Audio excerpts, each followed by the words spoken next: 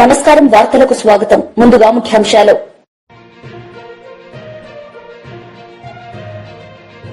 నేరేడ్ కు ప్రాపర్టీ షోలో పాల్గొన్న సీఎం చంద్రబాబు నాయుడు. ఈ సందర్భంగా ప్రసంగం.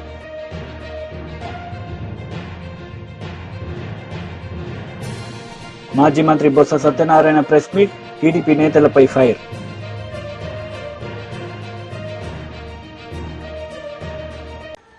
గుంటూరులో నేరేడ్ కో ప్రాపర్టీ షోలో సీఎం చంద్రబాబు నాయుడు పాల్గొన్నారు. ఈ సందర్భంగా ఆయన ప్రసంగించారు. తీసుకునే హక్కు ఈ ప్రభుత్వం మీకు ఇచ్చిందని చెప్పి కూడా నేను మీకు తెలియజేస్తున్నా. ఈరోజు ఇక్కడ చూసినప్పుడు ఈ సంస్థ కూడా 1995లో ఏర్పాటైంది. ఆ సంవత్సరం నేను హైదరాబాద్లో మొట్టమొదటిసారిగా ముఖ్యమంత్రిగా నిర్మాణ రంగాన్ని కూడా ప్రారంభించాం, డెవలప్మెంట్ స్టార్ట్ చేశాం. అక్కడి నుంచి అంచెలంచెలుగా పెరిగింది. ఈరోజు ఇంకొక పక్కన మనం చూస్తే రియల్ ఎస్టేట్ రంగం 7.3% ఈరోజు జీడిపిలో ఉంది. ఇది 2047కి 20% పెరుగుతుందని, $5.8 ట్రిలియన్ ఆర్జిస్తుందని చెప్పి కూడా ఒక ఎస్టిమేట్ తయారు చేశారు. ఒక విషయం మనం గుర్తుపెట్టుకుంటే, అన్ని రంగాలు అభివృద్ధి చేస్తే అల్టిమేట్గా ప్రజల జీవన ప్రమాణాలు పెరగాలంటే నిరంతరం నిర్మాణ రంగం అభివృద్ధి అవుతూనే ఉంటుంది.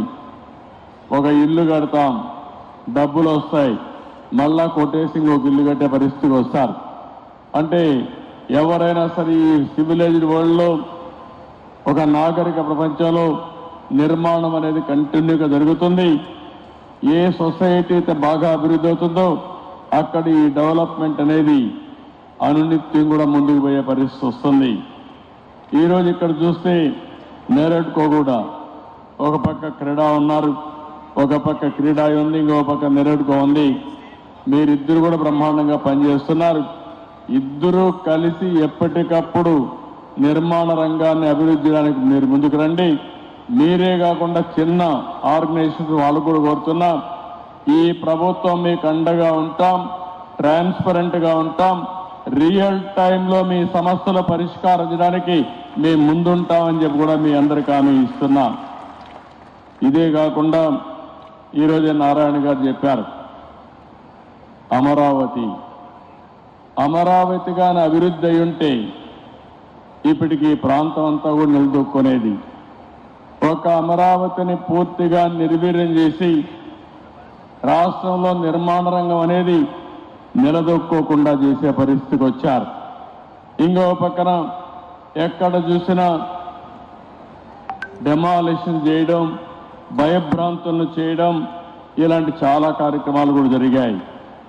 5 సంవత్సరాలు నేను చూశాను. అన్ని రంగాల కంటే నిర్మాణ రంగం పూర్తిగా దెబ్బతినే పరిస్థితికి వచ్చింది. ఈరోజు మళ్ళీ మీరు చూసినప్పుడు ఈ 7 నెలలే మేము వచ్చిన తర్వాత 7 నెలలు అయింది. బిల్డ్ ఏపీ అనే నినాదంతో ఈరోజు మనం అందరం ముందుకు పోతున్నాం. నిర్మాణ రంగానికే కాకుండా అనుబంధ రంగాల్లో అన్నిటికీ ప్రాధాన్యత ఇచ్చాం.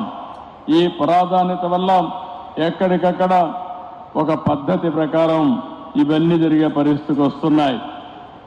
మీరు ఒక పక్కన చూస్తే నా జీవితంలో ఎప్పుడూ చూడని విధంగా ఈరోజు భూ సమస్యలు వచ్చాయి. నాకు వచ్చే 100 పిటిషన్లు వస్తే అందులో 60-70 ల్యాండ్ రిలేటెడ్ సమస్యలే వచ్చాయి. రికార్డ్స్ తారుమారు చేశారు, భూ కబ్జాలు చేశారు, ఒకరి భూమిని ఇంకొకరు రాహించారు. కడాన సొంత ఒక ల్యాండ్ టైటిలింగ్ యాక్ట్ కూడా తీసుకొచ్చి ఇష్టానుసారంగా చేస్తే అవన్నీ రద్దు చేసి ఈ ల్యాండ్స్ అన్నీ మళ్ళీ ప్యూరిఫై చేయాలంటే చాలా సమయం తీసుకొచ్చే పరిస్థితి వచ్చింది. నేను మిమ్మల్ని అందరూ కూడా నిర్మాణ రంగంలో ఉన్నారు కాబట్టి ఇప్పుడే తిరుపతిరావు గారు కానీ మీ వాళ్ళందరూ చెప్పారు, ఒక మాట చెప్పారు, మేము తప్పు చేయం, ఎవరైనా మాలో తప్పు చేసే వాళ్ళు ఉంటే గట్టి చర్య. కేఏ పాల్ మీడియా సమావేశం నిర్వహించారు. ఈ సందర్భంగా ఆయన మాట్లాడారు. Angry with the officers when he himself is the responsible. He is forgetting that he is the Chief Minister of Andhra Pradesh today. 6 people, devotees, are dead in the last 24 hours while he was busy in political rally organized by himself, Pavan Kalyan, and Prime Minister. This is not the first time or second time or third time. Let me remind the people of North. In 2019 during Puskaralu, he made a stunt. He went with the equipment and he caused 23 deaths and many injuries. Directly, Chandrababu Naidu was responsible. Did he learn anything? No. Again, he conducted another political rally in Kandukur, where in a small corner illegally they obtained permission, brought thousands of people. Immediately there itself 8 people were dead on December 29th, 2022. Again within 3 days, same similar rally at Guntur. Within 3 days, I don't understand how the police gave permission. I went there. Again 3 people were dead. Then again illegally they conducted a rally where Tarak Ratna, heartbreaking story this is, in July 2023 died in a miserable way and they try to cover up. If the list goes on, and yesterday and day before yesterday, when 6 people died, why 6 people died at Tirupati temple? It is a clear evidence. It is the pure negligence of Chandrababu Naidu as a chief minister. Number 1, they were busy conducting political rally, bussing thousands of police to Visakhapatnam. And what they were doing? Praising each other, forgotten all the promises they have given to the people of Andhra Pradesh. Unemployment skyrocketing, debt 13 lakh crore, farmers committing suicide, women committing suicide. More important is steel plant being sold. Chandrababu Naidu, Pavan Kalyan, Narendra Modi 2014 gave a promise, special status for Andhra Pradesh. They have forgotten that, which is beneficial to 6 crore people. Instead, they are not ashamed. Chandrababu Naidu, Pavan Kalyan are not ashamed, praising each other, forgetting people's promise. Wherever Chandrababu Naidu, death is following. Does he need to be a politician at age 75? Narendra Modi ji on September 17th is planning to resign because that's what RSS is calling for, BJP is calling for. But Chandrababu Naidu is much older than Narendra Modi. When Supreme Court judges are not allowed after age 62 to 65, smartest people in India are IAS, IPS, IRS, IFS are not allowed after 62. Why these politician old guys should continue after 75? Are they not ashamed? మాజీ మంత్రి Botsa Satyanarayana media సమావేశం నిర్వహించారు. ఈ సందర్భంగా పలు అంశాలపై ఆయన మాట్లాడారు. తిరుపతిలో జరిగిన ప్రభుత్వ అసమర్థత వలన, నిర్లక్ష్యం వలన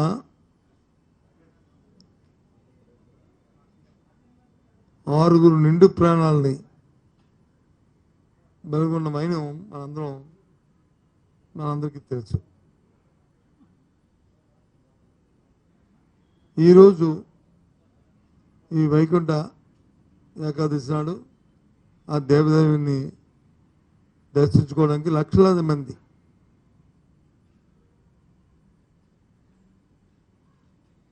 ఈ సృష్టి పుట్టిన దగ్గర నుంచి కూడా ఇప్పుడు వెళ్తున్న నేపథ్యం, సందర్భం, ఎప్పుడు ఇలాంటి సంఘటనలు జరగలే. ప్రజాస్వామ్యం వచ్చిన తర్వాత ఎన్నో ప్రభుత్వాలు వచ్చాయి.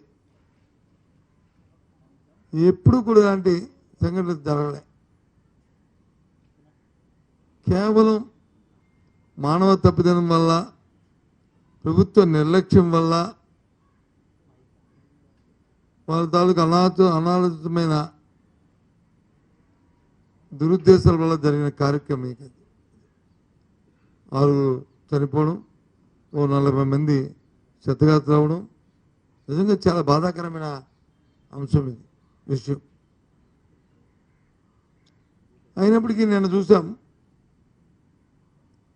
ముఖ్యమంత్రి గారు వెళ్ళారు, వారితో పాటు వారి తాలూకు బృందం,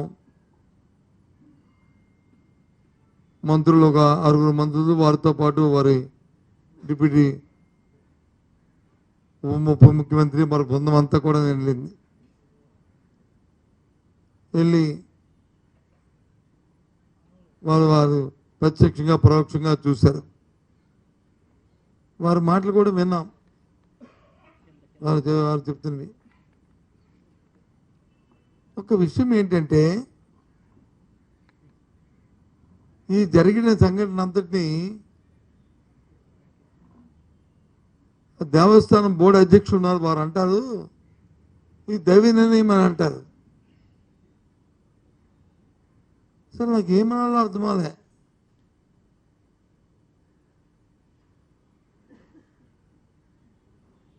ఇది హైందవ ధర్మంలో ఇది ఏ రకంగా దీన్ని హర్షిస్తామో, దీన్ని ఎలా సమర్థించుకుంటామో అసలు ఆలోచించవలసిన అవసరం ఉంది. అది నిర్లక్ష్యమా,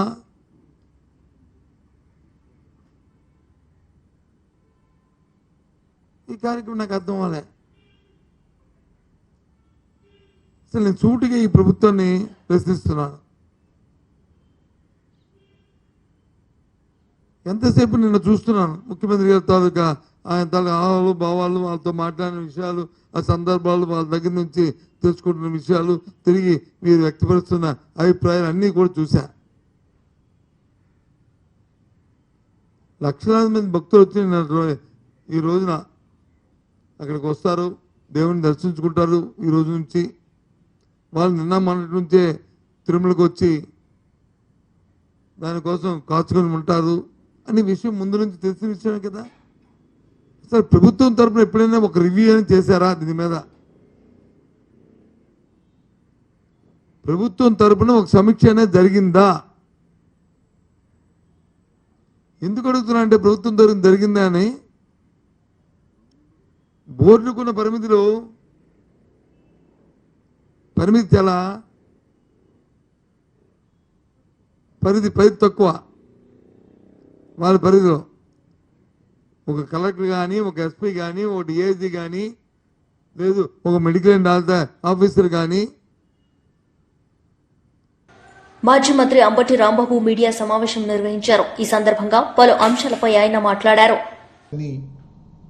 అక్కడ ఉన్నటువంటి టీటీడీ ధర్మకర్తలు, టీటీడీ బోర్డు సభ్యులు ఎంత చక్కగా గొప్పగా దాన్ని చూసుకుంటున్నారు పవిత్రంగా అనేటువంటి మాట అనేక సందర్భాల్లో మనం వింటూ వస్తున్నాం. అలాంటి అత్యంత పవిత్రమైన, ప్రపంచంలో గొప్ప దేవాలయాల్లో ఒకటి అయినటువంటి తిరుమల తిరుపతి దేవస్థానంలో ఏదైనా చిన్న విషయం జరిగినా అది చాలా ఇబ్బందికరంగా మనము భక్తులు ఫీల్ అవుతాం. దురదృష్టం, ఊహకు అందనటువంటి అంశం, మొన్న తిరుమల తిరుపతి దేవస్థానానికి సంబంధించినటువంటి వైకుంఠ ఏకాదశి సందర్భంగా వైకుంఠ ద్వార దర్శనానికి భక్తులు వెళ్లేందుకు టోకెన్లు జారీ సందర్భంగా తొక్కిసలాట జరగటం, 6 భక్తులు మరణించటం, అనేక మంది అస్వస్థులు కావటం అనేది చాలా పెద్ద విషయం. ఇది ప్రభుత్వాలు, ప్రజలు, భక్తులు, దేశంలో ఉన్న ప్రతి వారు కూడా చాలా సీరియస్గా తీసుకోవాల్సినటువంటి అంశం. ఇలాంటి అంశాలు మళ్ళా తిరిగి శ్రీ శ్రీ శ్రీ శ్రీ ఏడుకొండల స్వామి వారి సన్నిధిలో జరగకోకుండా అన్ని జాగ్రత్తలు మనం తీసుకోవాల్సినటువంటి పరిస్థితులు ఉన్నాయని ఈ సందర్భంగా నేను మనవి చేస్తున్నా. జరిగిన విషయం ఏదో చిన్న విషయంగానో, లేదు మర్చిపోయే విషయంగానో, లేదు చూసి చూడనట్టుగా వదిలేసే విషయంగానో, లేదు చిరు ఉద్యోగులు 2-3 సస్పెండ్ చేసేసి పంపించే విషయంగానో దీన్ని భావించడం అనేది చాలా ప్రమాదకరం, చాలా బాధాకరం. అలా చేస్తే ప్రజాస్వామ్యంలో ప్రజలు క్షమించరు, భగవంతుడు శ్రీ వెంకటేశ్వర స్వామి కూడా క్షమించని ఈ సందర్భంగా నేను మనవి చేస్తున్నా. ఆ విషయాలను నేను ఎందుకు చెప్తున్నానంటే, ఈ సంఘటన జరిగిన వెంటనే రాష్ట్ర ముఖ్యమంత్రి నారా చంద్రబాబు నాయుడు గారు హుటాహుటిన బయలుదేరి వెళ్ళారు. అక్కడ విచారణ చేశారు, తప్పులు తెలుసుకోవడానికి ప్రయత్నం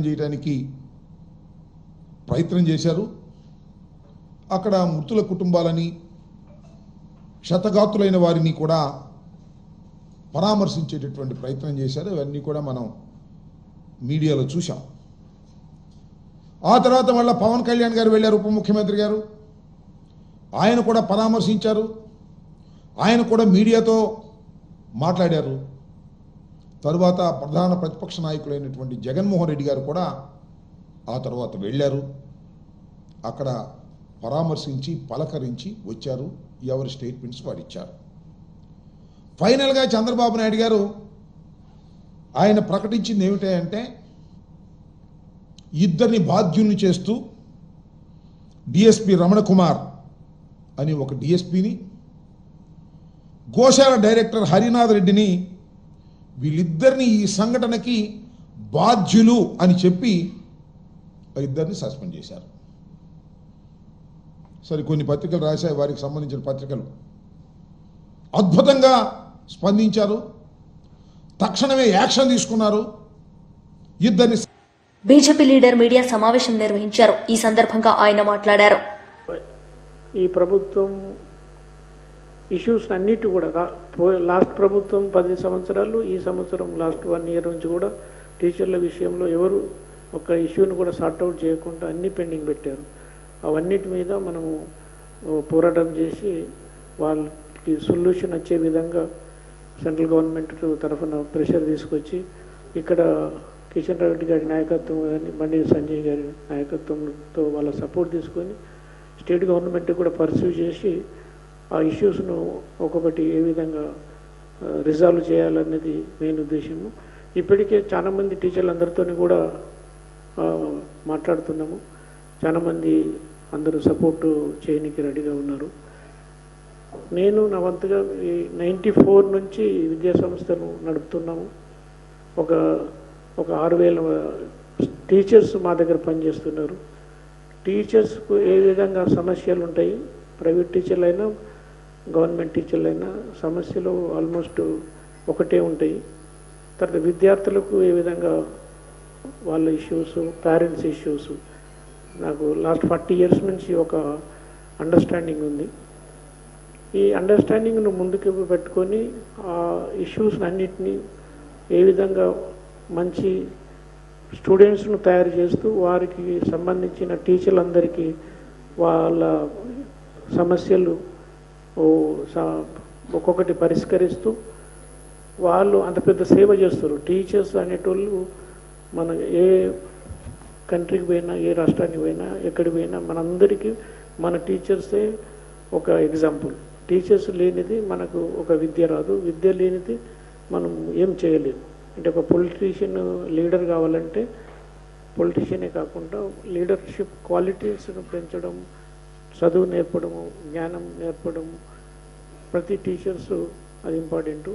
ఎట్లయితే మన టీచర్స్లో మన డాక్టర్ సర్వేపల్లి రాధాకృష్ణన్ కానీ, అబ్దుల్ కలాం గారు కానీ, మీరు ఎవరికి చూసినా కానీ వాళ్ళు ఒక గ్రేట్ ఎగ్జాంపుల్స్. అందులో భాగంగానే మన టీచర్స్ కూడా వాళ్ళకు సరైనంత సమయం వెచ్చేస్తూ ప్రతి ఒక్కరూ కొంతమంది టీచర్స్ స్టూడెంట్స్ను మంచి పౌరులుగా చేస్తున్నారు. నేను కూడా విలేజ్లో ఒక నార్మల్ ప్రైమరీ స్కూల్, అంటే మా విలేజ్లో ఓన్లీ క్లాస్ 3rd వరకు ఉండే. తర్వాత నెక్స్ట్ విలేజ్కి ఒక 5 kilometers నడుచుకుంటూ పోయి అప్పన్నపేట అనే విలేజ్లో 10th వరకు చదువుకొని అక్కడికి వెళ్ళి కరీంనగర్లో ఇంటర్మీడియట్ కంప్లీట్ చేసుకొని మళ్ళీ ఉస్మానియా యూనివర్సిటీలో ఇంజనీరింగ్ చేశాం. బట్ ఈ స్టూడెంట్స్ లైఫ్లో ఏ విధంగా విలేజ్లలో కష్టపడతారు అవన్నీ వాళ్ళ ప్రాబ్లమ్స్ అన్నీ తెలుసు. తర్వాత అందులో టీచర్స్ కూడా ఏ విధంగా సమస్యలు ఉన్నాయి అంటే ప్రైమరీ టీచర్ కానీ, డిగ్రీ కాలేజ్ కానీ, జూనియర్ కాలేజ్ కానీ, యూనివర్సిటీ టీచర్స్కు ఉన్న సమస్యలన్నీ ఒకవేళ నన్ను ఎలెక్ట్ చేస్తే అవన్నీ సమస్యలు పాసిబుల్ వేలో సొల్యూషన్ తీసుకురావడం అనేది నా లక్ష్యము. ఈ లక్ష్యంలో నా వంతుగా మ్యాక్సిమం కృషి చేస్తాము. అయితే గవర్నమెంట్ పార్టీ, కేంద్ర పార్టీ, మన స్టేట్ పార్టీ. వార్తలు ముగించే ముందు ముఖ్యాంశాలు మరోసారి. నేరేడ్కు ప్రాపర్టీ షోలో పాల్గొన్న సీఎం చంద్రబాబు నాయుడు. ఈ సందర్భంగా ప్రసంగం.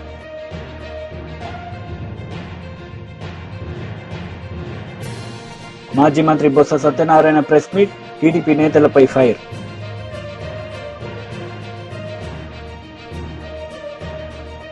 ఈ వార్తలు ఇంతటితో సమాప్తం. తిరిగి ప్రసారమయ్యే వార్తల్లో మళ్ళీ కలుద్దాం. అంతవరకు సెలవు. నమస్తే.